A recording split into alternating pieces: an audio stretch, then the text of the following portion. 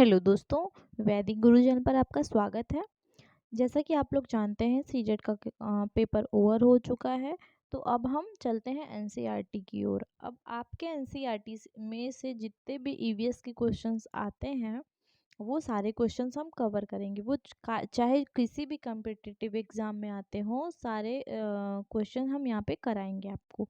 ठीक है, तो हम 5 स्टैंडर्ड से स्टार्ट कर रहे हैं। जो आसपास का बुक है ना आपकी 5th स्टैंडर्ड में एनसीईआरटी के अंदर, वो ही हम उसका यूनिट 1 और यूनिट 2 कराने जा रहे हैं।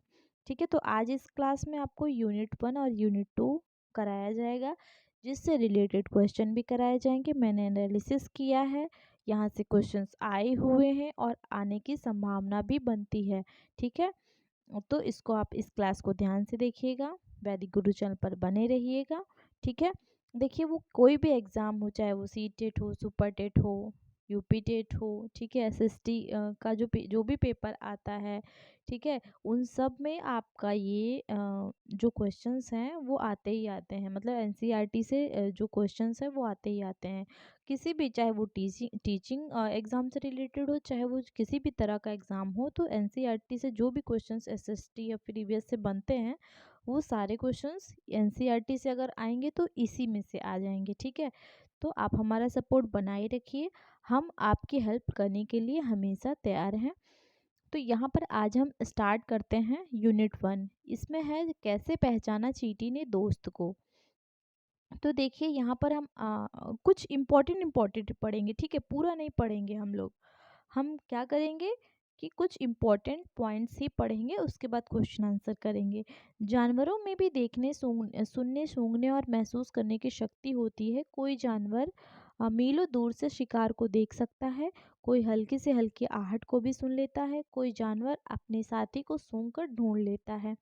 ठीक है, यहाँ पर आगे देखेंगे कैसे पहचाना साथी को। एक चींटी अपने रास्ते चली जा रही थी। अचानक अपने सामने दूसरी टोली की चींटियों को देखकर वह झट से अपने बिल की तरफ वापस दौड़ आई। बिल के बाहर पहरा दे रही चींटी ने उसे पहचान लिया और बिल में घुसने दिया। तो जो पहरा देती है उसको क्या कहते हैं? उसको कहते हैं सिपाही चींटी। ठीक है, ध्यान में रखिएगा इसको।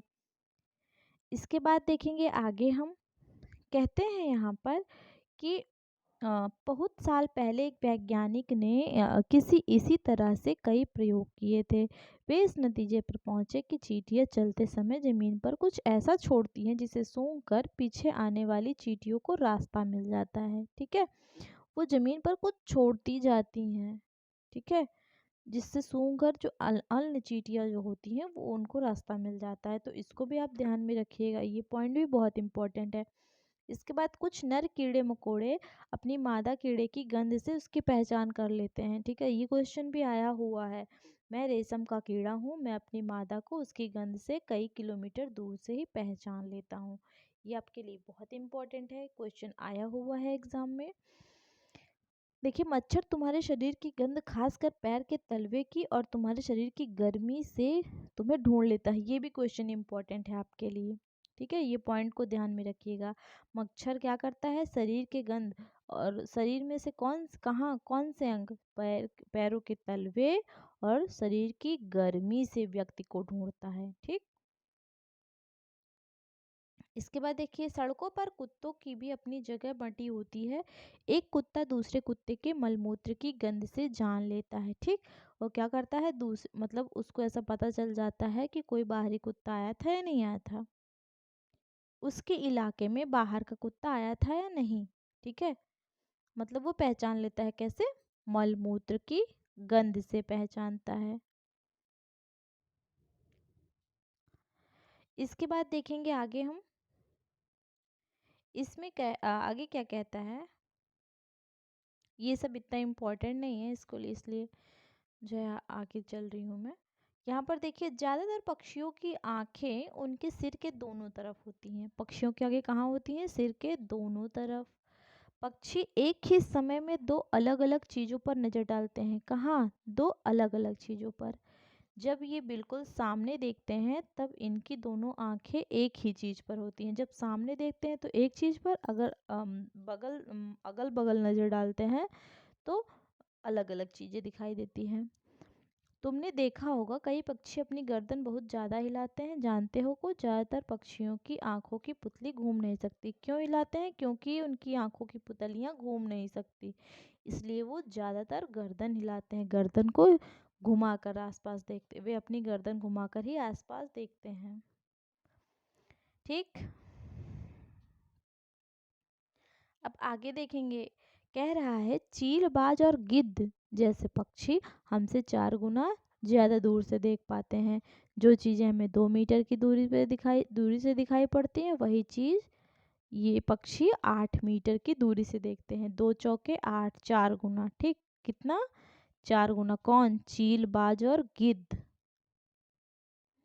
हमसे मतलब मनुष्य से 4 गुना ज्यादा देखते हैं। आमतौर पर माना जाता है कि दिन में जागने वाले जानवर कुछ रंग देख पाते हैं, रात में जाग देखिए ये वाला भी क्वेश्चन आया हुआ है, चीलबाज और गिद्ध वाला भी आया है। और देखिए ये पढ़ा रही हूँ, ये भी आया था एग्जाम में। दिन में जागने वाले जानवर कुछ रंग देख पाते हैं, रात में जागने वाले जानवर हर चीज को सफेद और काली देखते हैं। क्या देखते हैं? हर चीज को सफेद और काली। ध्यान में रखिएगा। ठीक, ये इम्पोर्टेंट, बहुत इम्पोर्टेंट है आपके लिए ये पॉइंट। इसके बाद आगे देखिए, तुमने कक्षा 4 में पढ़ा था हमें पक्षियों के कान दिखाई नहीं देते।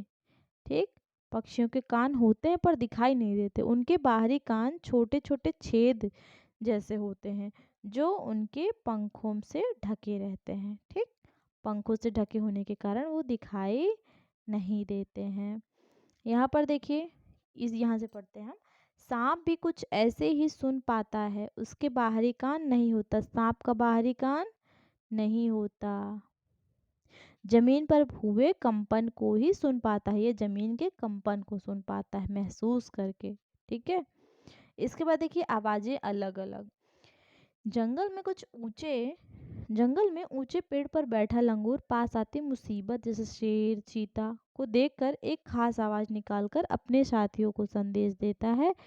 इस काम के लिए पक्षी भी खास आवाजें निकालते हैं। ठीक, ये जो है क्या करता है, सबको सजग कर देता है, संदेश देता है कि मुसीबत आने वाली है। कुछ पक्षी अलग अलग खतरों के लिए अलग अलग आवाजें निकालते हैं, जैसे उड़कर आने वाले दुश्मन के लिए एक तरह की आवाज और जमीन पर चलकर आने वाले के लिए दूसरी की तरह की आवाज। मछलियां खतरे की चेतावनी एक दूसरे को बिजली तरंगों से देती हैं। किस तरंगों से? बिजली तरंगों से। ठीक, कुछ जानवर तूफान या भूकंप आने से कुछ समय पहले अजीब हरकतें करने लगते हैं। जो लोग जंगल में रहते हैं और जानवरों के इस व्यवहार को समझते हैं, वे जान लेते हैं कि भूकंप आने वाला है या कुछ अनहोनी होने वाली है।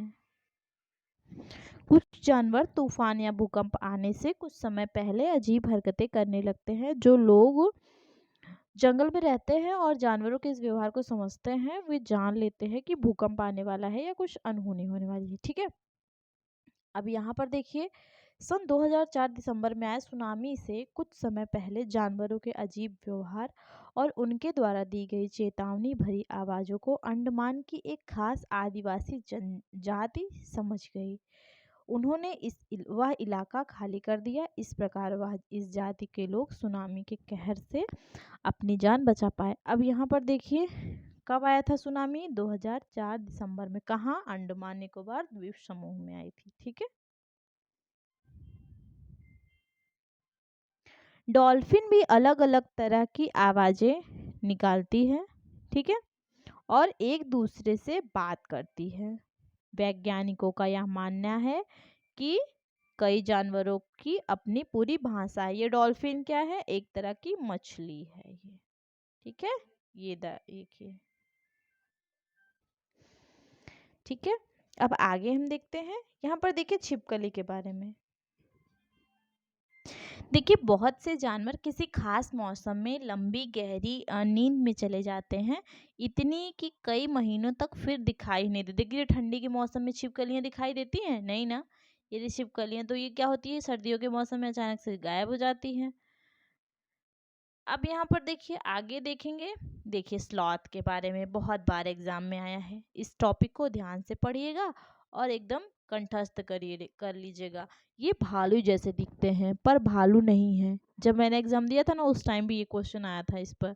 ये दिन के करीब 17 घंटे पेड़ों से उल्टे सिर लटक कर मस्ती में सोते हैं। कितने घंटे? 17 घंटे।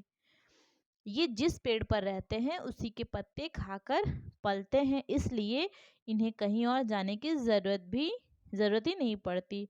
जब ये अपने पेड़ के सारे पत्ते खा लेते हैं तभी वे पास के पेड़ पर जाते हैं। लगभग 40 वर्ष इनका अपने पूरे जीवन में ये मुश्किल से 8 पेड़ों पर घूमने की तकलीफ करते हैं। कितने वर्ष? 40 वर्ष। इनका पूरा जीवन कितने वर्ष का होता है? 40 वर्ष ये जीते हैं, 40 वर्ष का होता है। कितने पेड़ों पर घूमते हैं? 8 पेड़ों पर। मतलब एक पेड़ पर कितने साल? 5 साल रहते होंगे। ठीक है। ये सप्ताह में एक बार ही शौच के लिए पेड़ से नीचे उतरते हैं। ठीक है। अब आगे देखेंगे हम।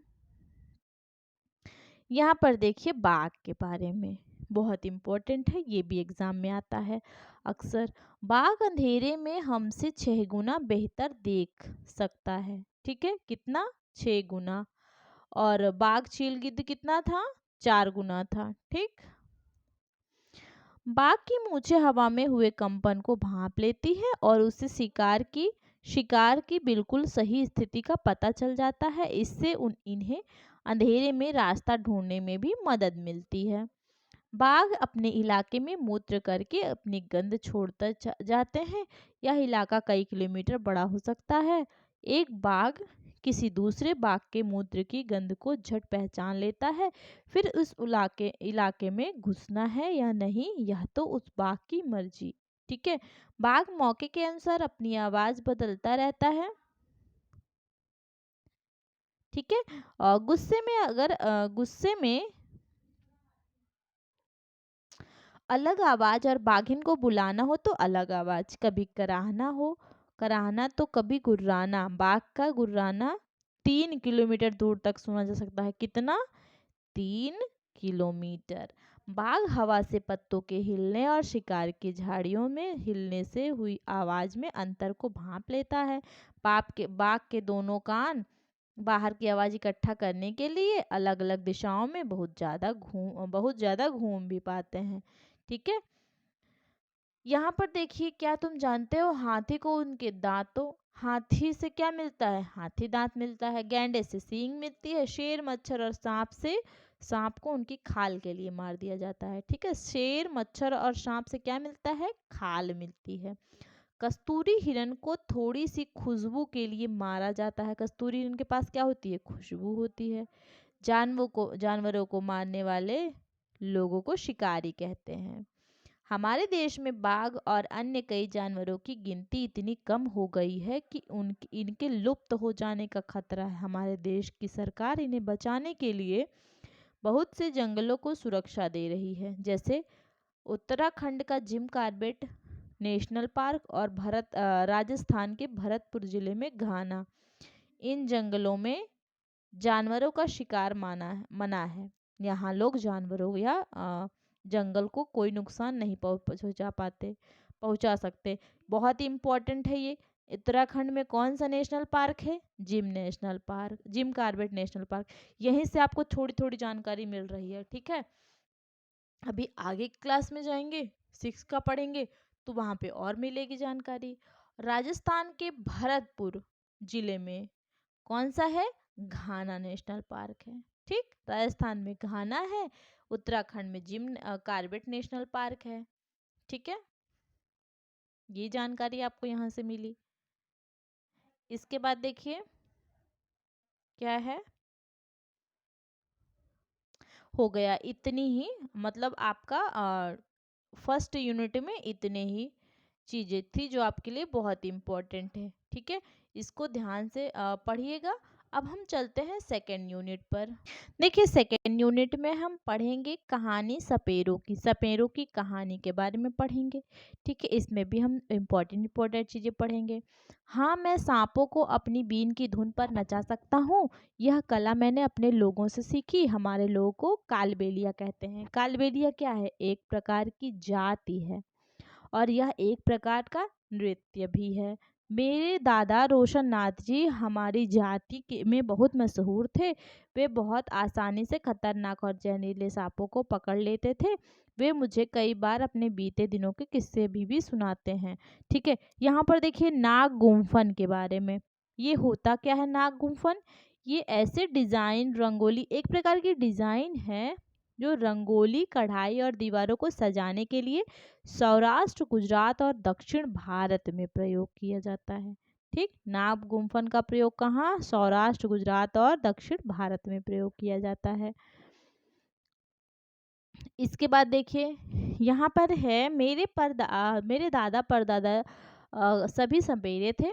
हमारी जिंदगी सांपों से ही जुड़ी रही। ये एक तरह की कहानी है, इसको ध्यान से पढ़ लीजिएगा। कंधे पर कांवड़ जैसी पिटारी लटकाए हम एक गांव से दूसरे गांव घूमते। हम जहाँ भी जाते हमें देखकर लोगों की भीड़ इकट्ठी हो जाती। फिर हम पिटारी में रखी बांस की टोकरी में से निकालते अपने प्यारे सांपों का नाच देख लेने के बाद भी लोग वहीं रुके रहते। उन्हें पता होता कि हमारे टिन के डिब्बे में उनके कई रोगों की दवा होगी। ये सभी जड़ी बूटियां हम जंगल से इकट्ठी करते। मैंने भी यह सब अपने दादाजी से सीखा। मुझे अच्छा लगता कि जहाँ डॉक्टर नहीं है वहाँ भी मैं अपनी दवाइयों से लोगों की कुछ मदद कर पाता। दवाइयों के बदले लोग हमें कभी अनाज दे देते तो कभी पैसे। बस इसी तरह गुजर बसर हो जाती। कई बार मुझे ऐसे घरों में भी बुलाया जाता जहाँ किसी को सांप ने काटा हो। तब मैं सांप के डंक के निशान से यह जानने की कोशिश करता कि सांप ने काटा है। उसे मैं सांप के काटने की दवा देता। पर मैं हमेशा समय पर नहीं पहुँच पाया हूँ। जानते हो ना, कुछ सांप ऐसे भी होते हैं जिनके काटते ही जान चली जाती है। पर ज्यादातर सांप जहरीले नहीं होते। कभी कभी जब कोई किसान सांप सांप चिल्लाता हुआ भागा आता तब मैं ही उस सांप को पकड़ता। आखिरकार मैं बचपन से ही सांप पकड़ना जानता हूँ। अब देखिए आगे भी इतना कुछ इम्पोर्टेंट नहीं है, लेकिन देखिए पढ़ लेते हैं। वे बहुत बढ़िया दिन थे। लोगों की हम बहुत मदद कर पाते थे। लोग भी हमारी बहुत इज्जत करते थे। आजकल की तरह नहीं था। अब तो मनोरंजन के लिए ज़्यादातर लोग टीवी देखते हैं। जब मैं बड़ा हुआ तो मेरे पिताजी ने मुझे सांप के डसने के वाले दांत निकालने सिखाए। जहरीले सांप की जगह जहर को की नली बंद करना भी सिखाया। ठीक है, आगे भी ऐसा ही है, आप लोग पढ़ लीजिएगा। यहाँ पर हम इम्पोर्टेंट पढ़ते हैं। सांपों को तो हम अपनी बेटियों की शादी में तोहफे के रूप में भी देते हैं। हमारे कालबेलिया नाच में भी सांप जैसी मुद्राएं होती है। देखिए कैसे होती है मुद्राएं, ये देखिए इस कालबेलिया नाच की मुद्रा इस तरह का होता है। ठीक है, इसके बाद देखिए यहाँ पर है बीन पार्टी के बाजे। बीन, तुंबा, खंजरी और ढोल। ढोल के अलावा बाकी तीनों बाजे सूखी लौकी से बनाए जाते थे। ठीक, ढोल को छोड़कर ये तीनों जो हैं किससे? सूखी लौकी से। तुम शहरों और गांव के बच्चों को बताना कि सांपों से न तो डरने की जरूरत है और ना ही नफरत करने की। उन्हें सिखाना कि जैसे जहरीले सांपों को पहचानना है कि कैसे जहरीले सांपों को पहचानना है। उन्हें यह भी बताना कि सांप तो किसान के दोस्त हैं। ये एग्जाम में आया था, बहुत ही इम्पोर्टेंट है। सांप ना हो तो खेतों से में फसलों को चूहों से कौन बचाएगा? मतलब सांप क्या करते हैं? खेतों में फसलों को चूहों से बचाते हैं। ठीक है, अब यहाँ पर देखेंगे हम आगे क्या है। एक और इम्पोर्टेंट चीज है, यहाँ पर देखेंगे। हमारे देश में पाए जाने वाले मतलब भारत में पाए जाने वाले सांपों में से केवल 4 तरह के सांप ही जहरीले होते हैं। कौन? 4 तरह के। कौन कौन से? नाग, करैत, दुबोइया, अफाई। ये बहुत इंपॉर्टेंट है, एग्जाम में आया हुआ है। सांप जब किसी को काटता है तो उसके 2 खोखले जहर वाले दांतों से उस व्यक्ति के शरीर में जहर चला जाता है। इस जहर से बचने का एक ही उपाय है कि जिस व्यक्ति को सांप ने काटा है उसे तुरंत जहर के असर को खत्म करने वाली दवाई, कौन सी दवाई होती थी? सीरम दी जाए। यह सीरम सांप के जहर में से ही बनाया जाता है? देखिए, यह सीरम सांप के जहर से ही बनाया जाता है और सभी सरकारी स्वास्थ्य केंद्रों में मिलता है। देखिए, जो दवा होती है उसका नाम क्या होता है? सांप काटने की सीरम होती है। किससे बनाया जाता है? सांप के जहर से बनाया जाता है। इसको ध्यान रखिएगा। ठीक है, तो ये रहे आपके कुछ इम्पोर्टेंट टॉपिक जो आपकी यूनिट 1 और यूनिट 2 में थे। ठीक है, इतने ही हैं। हाँ, जो आपका इम्पोर्टेंट था, बहुत इम्पोर्टेंट, एग्जाम में आने आने वाला, उसको मैंने आपको पढ़ा दिया है। ठीक है, अब क्वेश्चन देखते हैं हम। देखिए, अब हम क्वेश्चन देखते हैं। रेशम का कीड़ा किसकी गंध को कई किलोमीटर दूर से ही पहचान लेता है? किसकी? मादा, अपने साथी की, अन्य कीड़े को, या फिर मच्छर को? तो रेशम का कीड़ा क्या हमने पढ़ा ना उसमें, किसकी? मादा। ठीक है, अपने मादा को जो है वो क्या करता है? पहचान लेता है। रेशम का कीड़ा किसकी गंध को? अपनी मादा की गंध को कई किलोमीटर दूर से पहचान लेता है। इसका first option right. Second question कहता है, मच्छर शरीर के किस अंग से मनुष्य को ढूंढ लेता है? हाथ से, शरीर की गर्मी से, पैरों के तलवे से? सेकंड और थर्ड कौन सा होगा? तो देखिए, हमने पढ़ा ना उसमें, तो इसमें आपका राइट आंसर सेकंड और थर्ड, मतलब ये फोर्थ ऑप्शन राइट हो जाएगा। ठीक है, मच्छर क्या करता है? शरीर की गर्मी और पैर के तलवे से व्यक्ति को ढूंढ लेता है। थर्ड क्वेश्चन, कौन से पक्षी अपने गर्दन 360 डिग्री घूम सकता, मतलब उनकी गर्दन 360 डिग्री घूम सकता है? तोते की है, कबूतर की, उल्लू की, फिर कौवे की? तो इसमें आपका राइट आंसर थर्ड ऑप्शन, उल्लू का। ठीक है, उल्लू रात में देखता है, इसको रात में दिखता है और इसकी गर्दन 360 डिग्री घूम सकती है। ठीक, मानव से 4 गुना अधिक दूर देखने वाला पक्षी होगा ये। हाँ, ये थोड़ा मिसप्रिंट हो गया। पक्षी कौन सा है? मोर है, बतख है, चीलबाज गिद्ध है, इनमें से कोई नहीं? तो इसमें आपने पढ़ा ना, थर्ड ऑप्शन, चीलबाज गिद्ध कितना देखते हैं? 4 गुना आगे देखते हैं। और बाघ कितना देखता है? ये बाज है, चील बाज। हाँ, और बाघ कितना? 6 गुना ज्यादा दूर देखता है। ठीक है, पांचवा क्वेश्चन, रात को जागने वाले जानवर हर चीज को किस रंग में देखते हैं? सफेद, सफेद नहीं, सफेद, सफेद, काली, नीला, लाल, हरा? तो इसमें राइट आंसर फर्स्ट ऑप्शन, सफेद। स्लाथ कितने वर्ष तक जीवित रहता है? 5 वर्ष, 10 वर्ष, 20 वर्ष, 40 वर्ष? तो इसका राइट आंसर आपने पढ़ा होगा ना उसमें, 40 वर्ष हो जाएगा।